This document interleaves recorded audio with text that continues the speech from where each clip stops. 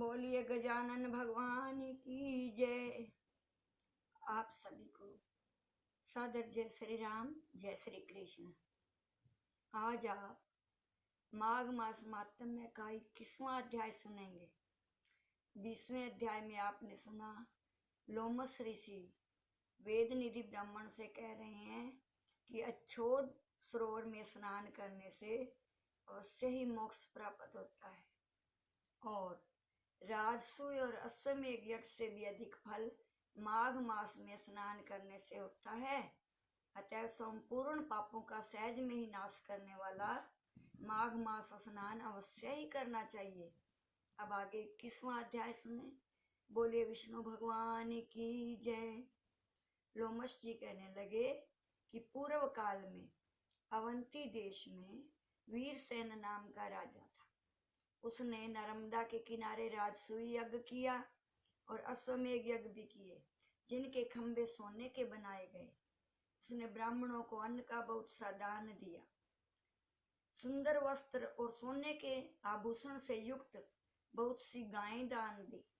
भद्रक नाम का एक ब्राह्मण, जो अत्यंत मूर्ख और कृषि का कार्य करने वाला दुराचारी तथा अधर्मी था, वह भाई बंधुओं से त्यागा हुआ इधर उधर घूमता हुआ देव यात्रियों के साथ प्रयाग में आया और माघ में उनके साथ 3 दिन तक उसने स्नान किया। वह 3 दिन में ही निष्पाप हो गया। फिर वह अपने घर चला गया। उसने फिर ब्राह्मण और राजा दोनों ने इंद्रलोक में स्थान पाया। तेज, रूप, बल, स्त्री, वस्त्र और आभूषणों में दोनों समान थे। ऐसा उस माघ मास का मातम्य का फल है। इसे क्या कहा जाए? राजसूय यज्ञ करने वाला जो है, स्वर्ग के सुख भोग कर फिर भी जन्म मरण से रहित हो जाता है। तो गंगा और यमुना के संगम की हवा के तो स्पर्श से ही बहुत से दुख नष्ट हो जाते हैं।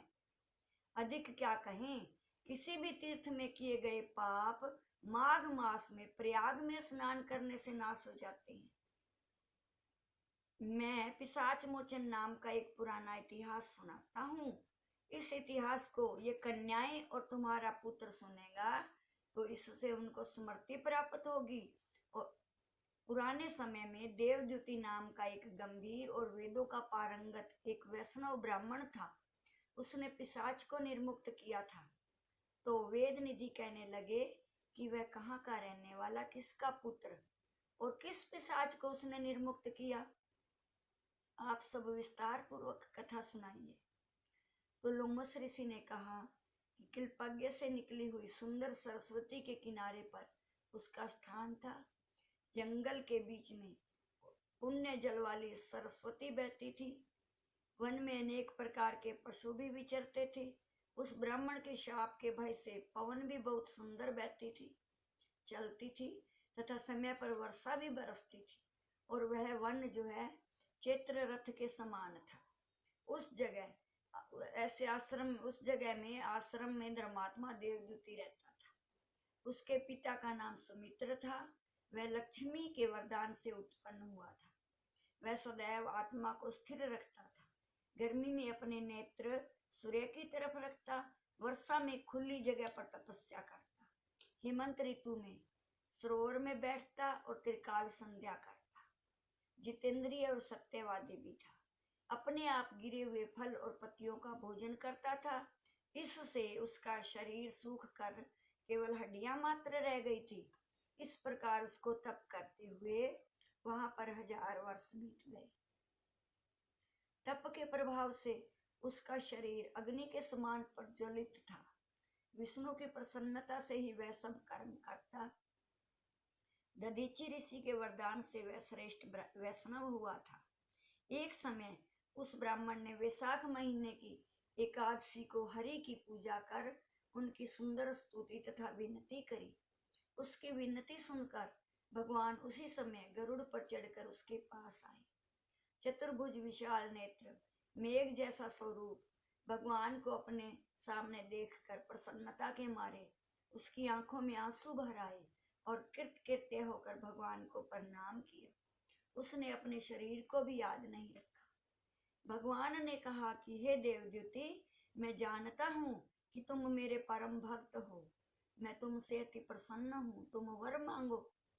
इस प्रकार भगवान के वचन सुनकर प्रेम के मारे लड़खड़ाती हुई वाणी में वह कहने लगा कि हे देवाधिदेव, अपनी माया से शरीर धारण करने वाले, आपका दर्शन तो देवताओं को भी दुर्लभ है।